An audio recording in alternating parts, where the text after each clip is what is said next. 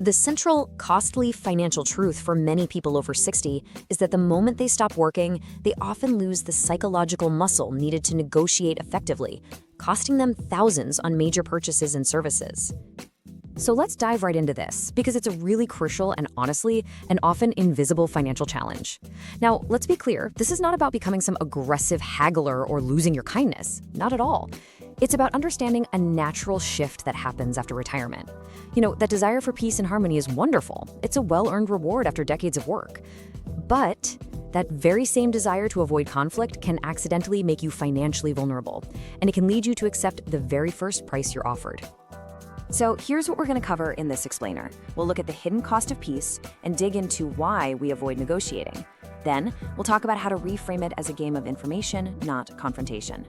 After that, we'll walk through a simple 4-step strategy, see how it connects to your financial wisdom, and wrap up with a gentle challenge to put it all into practice. Let's get started. Okay, first things first, we really need to understand the why behind this. And it's so important to recognize this isn't some personal failing. It's a very, very human response. It's driven by powerful and completely understandable psychological forces that we can learn to work with instead of fighting against. The first and probably the most powerful force is something called confrontation aversion. And really, it's just what it sounds like, that natural tendency to want to avoid conflict and just keep things pleasant. I mean, when your daily life isn't about deadlines and workplace politics anymore, the absolute last thing you want is a tense conversation with a car salesman or a contractor. You prioritize emotional peace, and that is a totally valid feeling. The only catch is, sellers sometimes count on this, and that desire for peace can come with a very real and often hidden financial price tag. The second force at play is a classic little trick our brains play on us, and sellers use it all the time, whether they realize it or not. It's called anchoring bias. See, our brains have this funny quirk. We tend to latch onto the very first piece of information we hear. So when a seller slaps down a high sticker price, that number becomes the anchor. From that moment on, our mind frames the entire discussion around that initial high number. So a small discount suddenly feels like this huge win, even if the final price is still way above what's fair. They set the starting line and, well, it's usually far in their favor. And this right here, this really highlights the core trade-off. On one side, you have the feeling, a few minutes of potential emotional discomfort during a negotiation. It feels awkward, right? Maybe a little stressful. But on the other side, you have the reality, the permanent, irreversible depletion of your irreplaceable retirement capital. That money, once it's overspent, is gone for good. When you look at it that way, the choice becomes a whole lot clearer. A few moments of discomfort is a very small price to pay to protect a nest egg you spent an entire lifetime building. So here's the crucial point. The solution isn't to change your personality. You don't have to become someone you're not. The goal is simply to change your strategy. We need to shift from reacting based on that emotional aversion to acting based on objective, well-researched data. It's about being prepared, being calm, and being communicative, not confrontational. And that shift is so much easier than you think. And this brings us right to the heart of this entire explainer. This is the big paradigm shift that takes all the stress and pressure right out of the equation and puts the power back where it belongs, in your hands. Just let that idea sink in for a second. Negotiation is not a battle of wills, it's not an argument, it's not a fight. It is a game of information. And in that game, the side with the better, more objective information almost always gets a better outcome. When you frame it this way, it stops being a personal conflict and it starts being a simple, logical process of just aligning a price with the facts. This is the key right here to calmly and confidently getting what's fair. So how do you play this game of information effectively? Well, you only need 2 simple, powerful defenses in your corner. First is the walk-away mindset. That's your preset financial boundary that you decide on way in advance. And second is the information anchor strategy. That's your data-based counteroffer that resets the entire conversation. Together, these 2 things form the foundation of a completely stress-free approach. Okay, so we've covered the why and the what. Now let's get practical with the how. We're going to walk through a clear, safe, and really effective 4-step strategy that anyone, and I mean anyone, can use to put this into practice immediately. This strategy gives you a clear path forward. We're going to start by establishing your non-negotiable walk-away price. Then we'll use your own research to create an information anchor. We'll cover the exact words to use with some low-confrontation language. And finally, we'll look at a simple little tactic to give you time to think and avoid all that pressure. See? It's a manageable, step-by-step process. Step 1 is, without a doubt, the most important one, and it happens before you even talk to a seller. You must establish your walkaway price. This is the absolute maximum you are willing to spend based on solid research, checking prices online, looking at competitors, understanding the true market value. By setting this firm, data-backed number in the peace and quiet of your own home, you take emotion completely out of the equation for when you're face-to-face with a seller.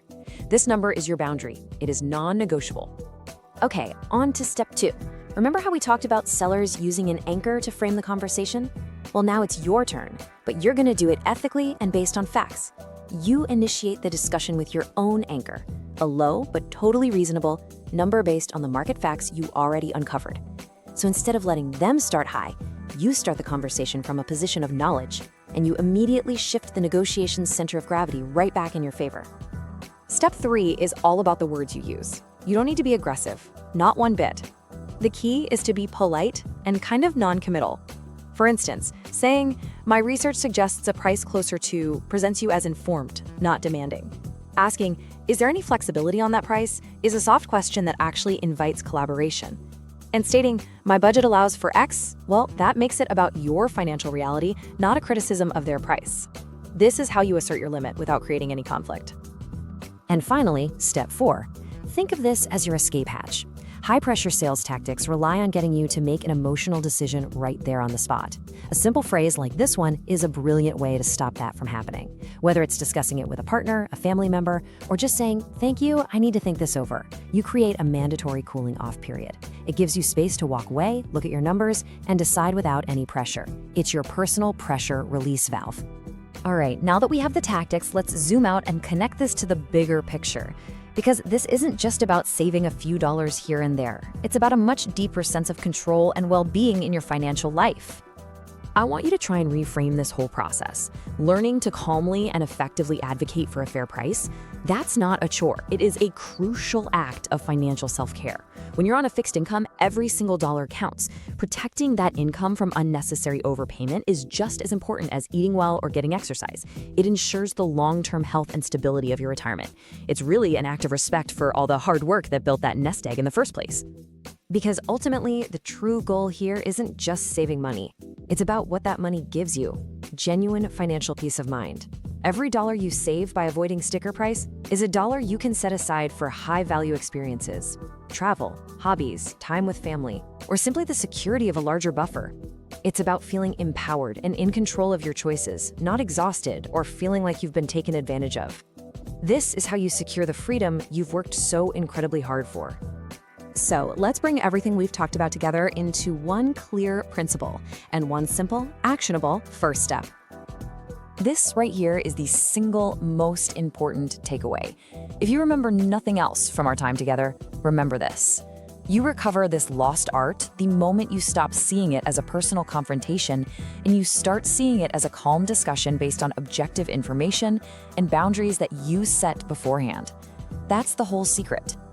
And here is your gentle challenge. I want you to think right now, what is one major purchase you have on the horizon? Maybe a new appliance, a car, a home repair? Before you do anything else, just commit to this one preparatory action.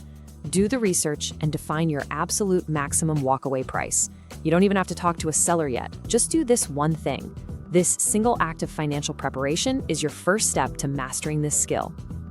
So let's bring it all home. Remember, paying sticker price isn't a requirement. So often it's just the costly result of wanting to avoid a brief moment of discomfort. But you hold all the power to change that outcome. By embracing that walkaway mindset and using an information anchor, you can calmly and confidently secure a fair value without all the stress. Mastering this simple skill is really about one thing: protecting the fixed income you've worked so hard for. And that, right there, is the truest way to secure your financial peace.